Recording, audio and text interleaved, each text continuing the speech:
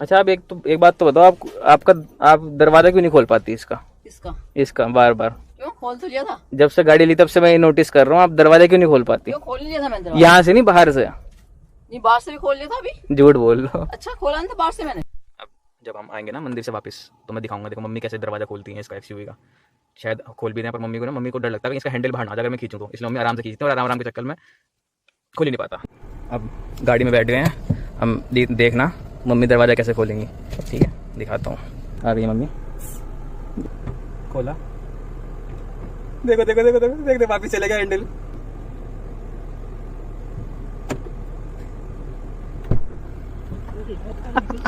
मुझे कहता कि गेट खुलता ही नहीं आसान। इतना मैं खींची, तूने खोला इकट्ठे से खुला एकदम। मैं इतना खींच रही और पहले अब नहीं खुल गया अचानक। तो लोग लगा हुआ था तो और क्या नहीं, कैसे बताओ? तूने कहा इकट्ठे से एकदम हुआ है।